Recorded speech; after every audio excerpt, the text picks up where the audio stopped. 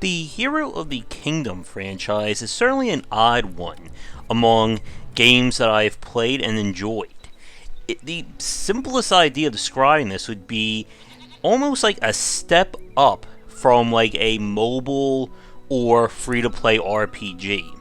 The game does almost like a chocolate and peanut butter kind of approach, combining light RPG, adventure, and even finding object design into something that it may not appeal to everyone, but it occupies such an unusual mix when it comes to its offering. So this is the third game in the franchise, and the design hasn't changed too much from each one in the trilogy. The idea is that you have to save the kingdom from some unknown evil at the time, and to do so you're going to be going around doing tasks, and that's where you see all those little yellow symbols on the screen. Tasks will require either items, resources, a skill that you can pick up, and of course your energy, which is represented by a heart. And basically you're going to be doing a lot of side questing and I guess grinding in a matter of speaking in this game.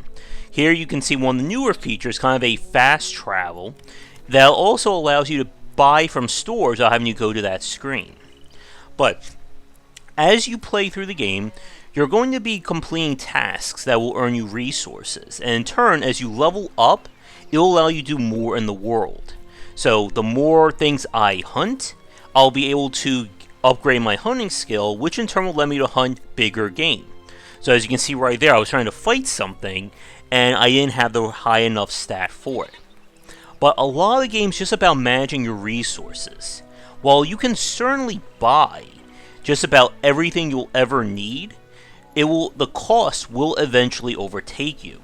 So that's where you're going to use your various skills, such as herbalism, alchemy, and even cooking, in order to basically save your money for when you absolutely need to spend it. So right here I'm going to be fighting an enemy, and sometimes you'll gain experience or you'll go up in level, other times you won't. Now, what you just saw right there with me picking up a pearl, that's where the finding object kind of gameplay comes in, as you can pick up all manner of various resources, and the various panes or screen panes will update as you go back and forth. So it's not like you'll pick up an oyster in one scene and then you'll never find one again there ever again. But the game has a very, I guess I could say, like, charm to it. When I did my first review of Hero of the Kingdom 1, I described this as a rainy day kind of title. Something that you're not going to be playing when you have other big games out, but it's the perfect game for when you just have like a few hours or an afternoon to zone out too. Now, you're going to see in a second, I'm going to load up some footage of the camp interface right here. So the camp itself is where you'll go to recover health, as well as perform various tasks regarding creating new items or resources. At this point in the game, I just have access to cooking, but eventually you'll get alchemy, you'll get blacksmithing, and I'm pretty sure you get a few more as well. And then all these skills will improve as you keep using them, which will unlock more things to do. And again, it kind of plays back into that scaling that we see in a lot of casual and free-to-play games. First, it'll only take a few resources to do something. Then you upgrade to the next tier, it's going to take more. But all this is used essentially as a way to circumvent the gold costs. Now, as you saw right there, I didn't have a red potion to fight that enemy, but if I can upgrade my alchemy skill enough once I get that, which I did, I don't need to go to the store here and buy it. I can just make it and save myself the time, money, and effort. But what you're seeing right now, this is pretty much it for Hero of the Kingdom 3 and for this franchise in general. As I said a few minutes ago, this is not going to be the next Mass Effect or the next Clicker Heroes 2 or anything along those lines. The niche that it occupies is unique. And what I'm showing you are these last, I guess, like 5 minutes or so of footage. That is it. There is no deeper gameplay here. I'm not going to turn things off and show you the and get back to the first-person shooter mode. But like I said, if you like what you see here, then this is a really good game to play when you just want to take some time off and unwind. And again, it has certainly struck a chord with some gamers by the fact that we're up to the third game in the series. I would like, in terms of quality of life features, a way to craft or use the camping system and use multiple copies. So instead of cooking a meal one at a time, let's say I just want to cook all my resources at once instead of having to wait for it to finish, click on the resource, click on the item again, click on the resource, and repeat until it's done. And one other complaint that I had was it can get a little bit annoying sometimes when you're just at the threshold to move on to another area, but the enemies or things you're doing aren't enough to get you that experience. And there's no way of knowing why this isn't working.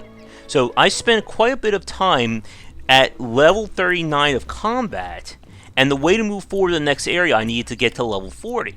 But everything that I was fighting wasn't doing that for me. And all I could do was just keep using resources and keep going around and hoping that the next fight would do it. Not a horrible issue, but just a minor one. But with that said, let's wrap things up for this review. Like I said, Hero of the Kingdom 3 is not going to be that amazing game that's going to give you, dozens upon hours of entertainment, but that's not what it was meant to be.